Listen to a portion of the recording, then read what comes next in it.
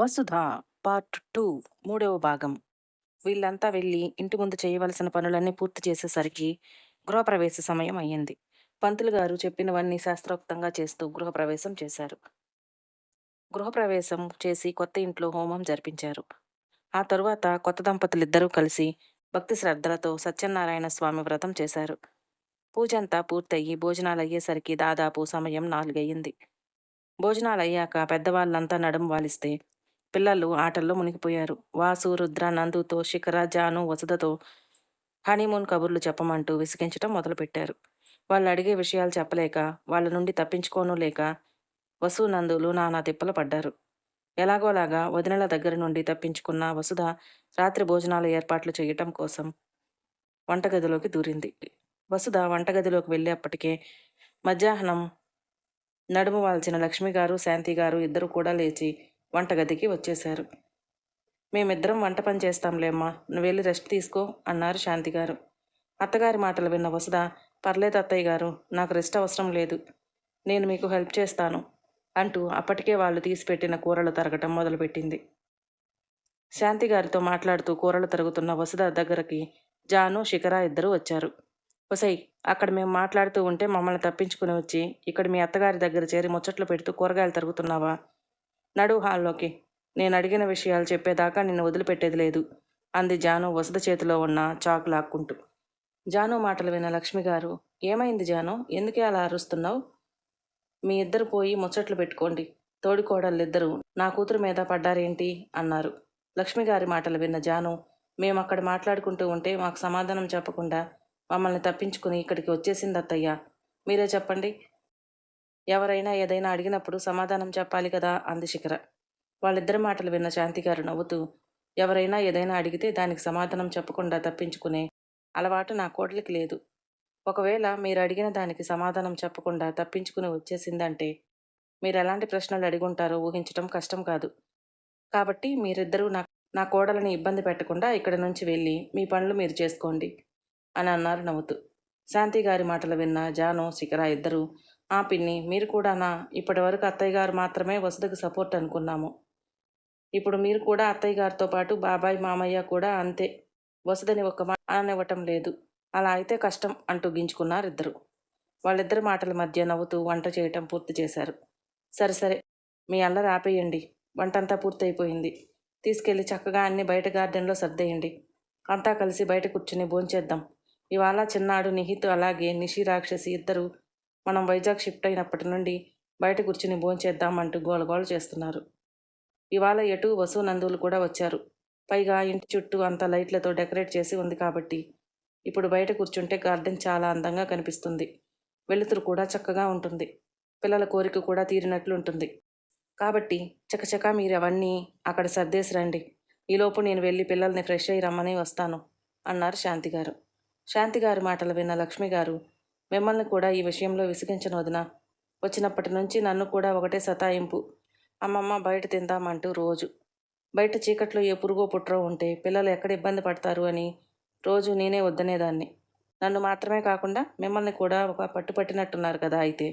సరేలేండి, పిల్లల సరదా మనం ఎందుకు కాదనాలి? మీరు అనుకున్నట్లుగానే ఇవాళ మనమంతా కలిసి బయట భోంచేద్దాం. పైగా పిల్లలందరూ కూడా ఇంట్లోనే ఉన్నారు కాబట్టి వాళ్ళే చూసుకుంటారు అంటూ, జాను, నువ్వు వెళ్ళి ఓసారి రుద్రకి, వాసుకి చెప్పి బయట అంతా చెక్ చేయమని చెప్పమ్మా అన్నారు లక్ష్మిగారు. శిఖర, నువ్వు వెళ్ళి మీ మామయ్య గారిని, బాబాయ్ గారిని ఇద్దరిని ఫ్రెష్ అయ్యి తినడానికి రమ్మని తల్లి అన్నారు చిన్న కోడలని అత్తగారు. అత్తగారి మాటలు విన్న కోడళ్ళు ఇద్దరు అలాగే అత్తయ్య అంటూ అక్కడ నుండి వెళ్ళిపోయారు.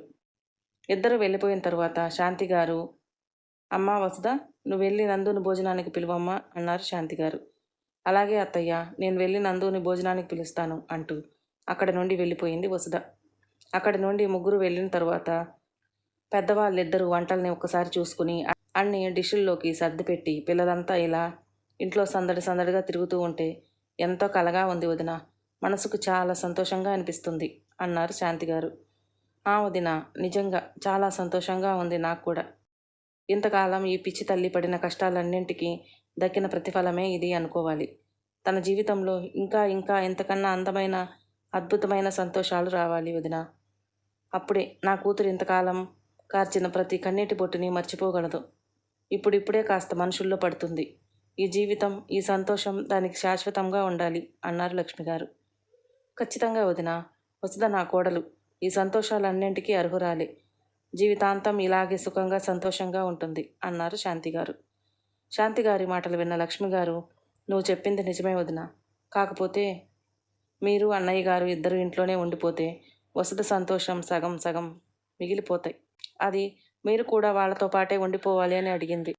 మీరేమో ఇంకో వారం రోజుల్లో ఊరికి వెళ్ళిపోతాను అంటున్నారు. మీరు వెళ్ళిపోతే కనుక మళ్ళీ పాపం అది బాధపడుతుంది వదిన అన్నారు లక్ష్మిగారు. లక్ష్మిగారి మాటలు విన్న శాంతిగారు, నా కోడలను బాధ పెట్టే పని నేను చేయను వదిన. కేవలం అక్కడున్న పనులన్నీ చక్కబెట్టడానికి వెళ్తున్నాం. మేము అక్కడ ఉండటానికి కాదు కదా. అవన్నీ పూర్తి చేసుకుని వచ్చేసరికి మాకు 6 నెలల సమయం పడుతుంది.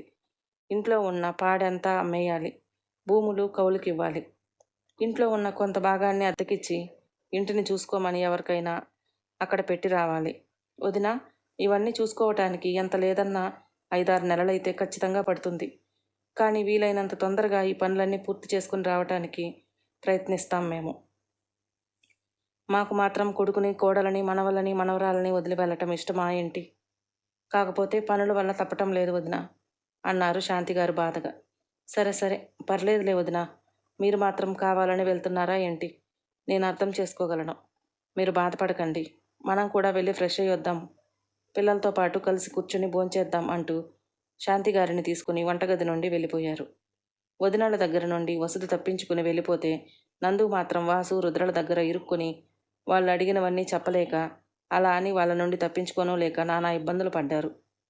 వంటగది నుండి బయటకు వచ్చిన వసుధ దేవతల నందు వద్దకు వెళ్ళి, నందు, అత్తయ్య గారు మిమ్మల్ని ఫ్రెష్ అయ్యి రమ్మంటున్నారు అని చెప్పిన వెంటనే, బంగారం, నువ్వు దేవతవే, నన్ను వీళ్ళ దగ్గర నుండి కాపాడటానికి వచ్చిన దేవతవి తల్లి అని మనసులోనే దండం పెట్టుకుంటూ, వస్తున్నాను అంటూ వాసు, రుద్ర ఇద్దరూ పిలుస్తున్నా ఏమాత్రం పట్టించుకోకుండా వసుధతో పాటు ఆమె వెనకే వెళ్ళాడు.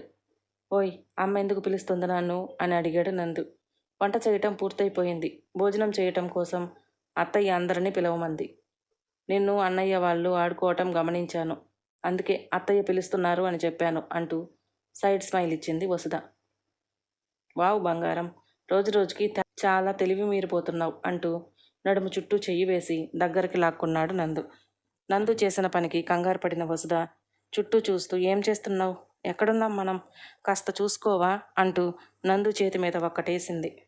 వసుధ కొట్టిన చోట రుద్దుకుంటూ, అబ్బా రాక్షసి, ఎందుకే ఇంత దెబ్బ కొట్టావు? నేనేం చేస్తున్నాను? నా పెళ్ళాం మీద ప్రేమ వచ్చింది, అందుకే దాని చుట్టూ చెయ్యి వేసి లాక్కున్నాను. ఇందులో తప్పేముంది అంటూ అల్లరిగా నవ్వుతూ కన్ను కొట్టాడు నందు. అల్లరిగా నవ్వుతున్న నందును చూసి ముద్దుగా కసురుతూ, ఇంటి నిండా అందరూ ఉన్నారు. ఇలాంటి టైంలో ఈ అల్లరి పనులు చెయ్యకు స్వామి, నీకు దండం పెడతాను అంటూ ముద్దుగా మొహం ముడుచుకుని అందంగా బ్రతిమలాడింది నందుని. నువ్వు మరి ఇంత ముద్దు ముద్దుగా మొహం పెట్టి మాట్లాడితే తట్టుకోవటం కష్టం బంగారం అన్నాడు నందు రొమాంటిక్ లుక్తో. బాబోయ్, ఇవాళ నీకేదో అయింది, నిన్ను తట్టుకోవటం కష్టం అంటూ నందుని అక్కడ వదిలేసి వంటగదిలోకి పరిగెత్తింది వసుధ. భయం భయంగా పరిగెడుతున్న వసుధని చూసి నందు నవ్వుతూ, రాక్షసి, పారిపో, రాత్రికి దొరుకుతావు, అప్పుడు చెప్తాను నీ సంగతి అంటూ ఫ్రెష్ అవ్వడానికి గదిలోకి వెళ్ళిపోయాడు. నందు నుండి తప్పించుకుని వంటగదిలోకి వెళ్ళిన వసుధ ఒక్క క్షణం తేలిగ్గా ఊపిరి పీల్చుకుని, బాబోయ్, ఈ నందు ఏంటి ఇలా తయారయ్యాడు? ఈ అల్లరి భరించటం నా వల్ల కావటం లేదు బాబోయ్. ఇంటి నిండా అందరూ ఉన్నారు. అత్తయ్య గారు కానీ మామయ్య గారు కానీ చూస్తే ఏమనుకుంటారు? ఇక అన్నలు కానీ వదినలు కానీ చూశారంటే నన్ను మామూలుగా ఆడుకోరు. అసలే ఇంట్లో ఎదిగిన పిల్లలు ఉన్నారు. ఈ నందు సరసాలు ఏమిటో నాకు అర్థం కావటం లేదు. రాత్రి గదిలోకి వస్తాడు కదా, అప్పుడు చెప్తాను అని గట్టిగా అనుకుని వంట గిన్నెలన్నిటిని గార్డెన్లో సర్దే పనిలో పడింది వసుధ. గోపాల్ గారికి, సీతారాం గారికి భోజనానికి రమ్మని చెప్పడానికి వెళ్ళిన శిఖర వాళ్లతో ఆ విషయం చెప్పి వంటగదిలోకి వచ్చి వసుధకు సహాయం చేయటం మొదలుపెట్టింది. జాను రుద్రలతో చెప్పి గార్డెన్ అంతా ఒకసారి చెక్ చేయించి గార్డెన్లో కార్పెట్ పరిచి అక్కడ కూర్చుని తినటానికి వీలుగా అన్నీ అడ్జస్ట్ చేసింది. ఆ తరువాత వాసుతో చెప్పి వాటర్ క్యాన్ కూడా గార్డెన్లో పెట్టించింది జాను. వీళ్ళ పని పూర్తి చేసే లోపే వంటగిన్నెలతో వసుధ ఇంకా శిఖర ఇద్దరు గార్డెన్లోకి వచ్చారు. వాళ్ళ చేతిలోని గిన్నెలను అందుకున్న జాను అవన్నీ అక్కడ పెట్టేసి, మనం కూడా వెళ్ళి ఫ్రెష్ అయ్యి వద్దాం పదండి. అత్తయ్య, పిన్ని ఇద్దరు ఫ్రెష్ అయ్యి వచ్చారు. వాళ్ళు ఇక్కడ కూర్చుంటారు, మనమంతా వెళ్ళి ఫ్రెష్ అయ్యి వద్దాం పదండి అంది జాను. అందరూ ఉన్నారు, మరి ఇక్కడ ఈ అరేంజ్మెంట్స్కి మూల కారణమైన పిల్లలు ఎక్కడా కనిపించటం లేదు అని అడిగింది వసుధ నవ్వుతూ. అమ్మో, వాళ్ళు లేకుండానా ప్రోగ్రాం పెట్టింది? వాళ్ళ కోసం కదా. వాళ్ళ గదిలో ఫ్రెష్ అవుతున్నారమ్మా. మీరు కూడా వెళ్ళి తొందరగా వచ్చేయండమ్మా. ఈ పాటికి పిల్లలు కిందకు వచ్చేస్తూ ఉంటారు అన్నారు శాంతిగారు.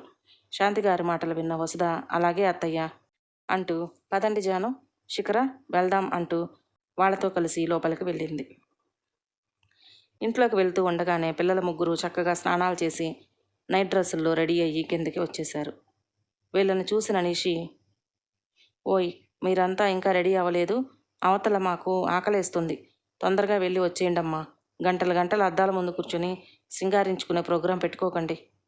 కావాలంటే భోంచేసిన తర్వాత మీరు ఏమైనా చెయ్యండి అంది నిషి ముసిముసి నవ్వులు నవ్వుతూ. నిషి, నీకు ఈ మధ్య అల్లరి ఎక్కువైపోతుంది, కాస్త నోటిని కంట్రోల్లో పెట్టుకుంటే మంచిది అంది జాను. జాను మాటలు విన్న నిషి, అయ్యో అత్త, నీకేం తెలుసు, కొంతమంది ఈ మధ్య అద్దానికి అతుక్కుని అసలు పక్కకు జరగటం లేదు. నీకేం తెలీదు, నువ్వు ఒట్టి అమాయకురాలివి అంటూ అల్లరిగా నవ్వుతూ కళ్ళని గుండ్రంగా తిప్పుతూ, ఒకసారి కళ్ళు తెరిచి చూడమ్మా, ఎవరెవరో అద్దం ముందు ఎంతసేపు టైం స్పెండ్ చేస్తున్నారు అంది నవ్వుతూ. నిషి వాళ్ళిద్దరినీ అంటుంది అని అర్థం చేసుకున్న వసుధ ఇంకా శిఖర ఇద్దరు గుర్రుగా చూస్తూ, మేం గంటలు గంటలు అద్దం ముందు కూర్చోవటం నువ్వెక్కడ చూసావే అని అడిగారు కోపంగా.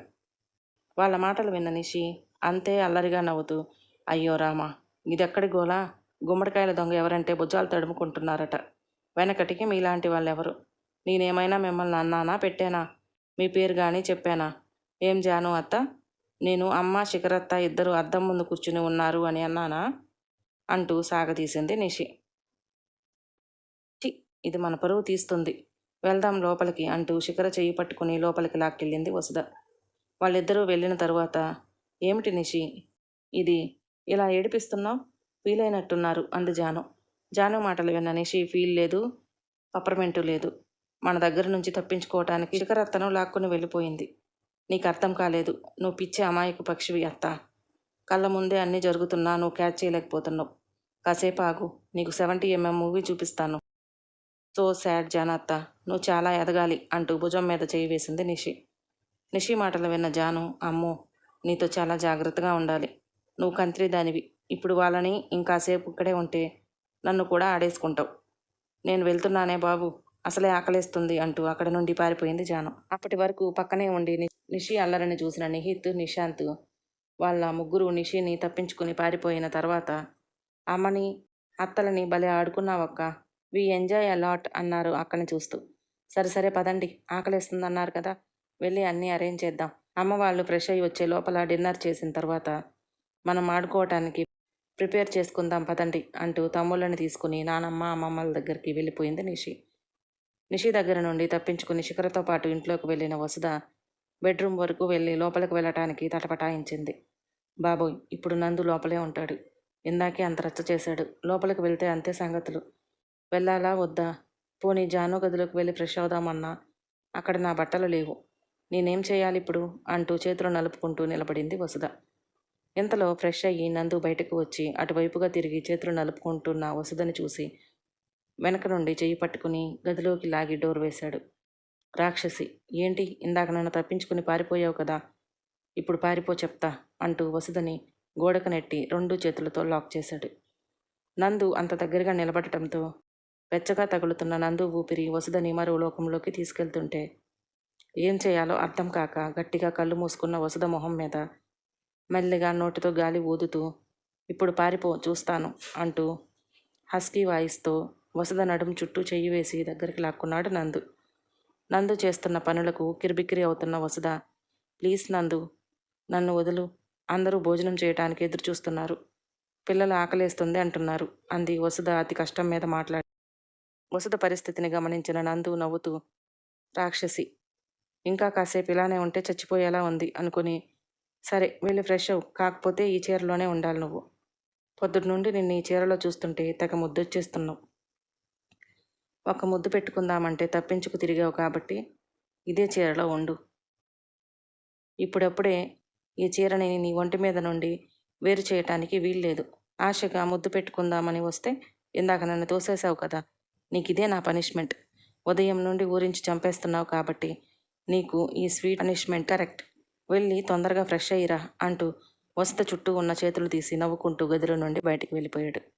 నందు అక్కడ నుండి వెళ్ళిపోయిన వెంటనే తేలిగ్గా ఊపిరి తీసుకున్న వసుధ, బాబోయ్, ఈ 2 క్షణాల్లో ఒక సునామీ సృష్టించాడు, తట్టుకోవటం కష్టమే అనుకుంటూ వాష్రూంలోకి వెళ్ళి మొహం కాళ్ళు చేతులు కడుక్కుని అద్దం ముందుకెళ్ళి జడవేసుకుని బొట్టు పెట్టుకుని బయటకు వచ్చింది వసుధ. వసుధ వచ్చేటప్పటికి శిఖర, జాను ఇద్దరు వసుధ కోసం ఎదురు చూస్తూ నిలబడ్డారు. వసుధ మళ్ళీ అదే చీరలో రావటంతో, ఇదేంటి వసు, ఫ్రెష్ అవుతానని వెళ్ళావు కదా, స్నానం చేయలేదా అని అడిగారు జాను. ఆహా లేదే, అప్పుడే చేయాలనిపించలేదు, పడుకునే ముందు చేస్తాను, కాస్త రిలాక్స్గా ఉంటుంది అంది వసుధ. వసుధ మాటలు విన్న శిఖర, ఓహో, వదిన రాత్రి అన్నయ్య కోసం ఫ్రెష్గా స్నానం చేసి రెడీ అవుతా అంటుంది అంటూ ఏడిపించింది శిఖర. శిఖర మాటలు విన్న వసుధ చిన్నగా సిగ్గుపడుతూ, ఇంకా ఇక్కడే ఉంటే ఎలాంటి క్వశ్చన్స్ అడుగుతారో అని బయటపడి, పదండి ఆకలిస్తుంది, పిల్లలు కూడా మన కోసం ఎదురు చూస్తూ ఉంటారు అంటూ ఇద్దరిని అక్కడి నుండి లాక్కెళ్ళింది. వీళ్ళ ముగ్గురు ఫ్రెష్ అయ్యి వెళ్ళేసరికి అందరూ గార్డెన్లో కూర్చుని వీళ్ళ కోసం ఎదురు చూస్తూ ఉన్నారు. వీళ్ళ ముగ్గురు వెళ్ళి కూర్చోగానే లక్ష్మి గారు, శాంతి గారు ప్లేట్లలో భోజనాలు పెట్టిస్తూ ఉంటే వసుధ స్వీట్స్ పెట్టిస్తే ఆ ప్లేట్స్ శిఖర అందరికీ అందించింది.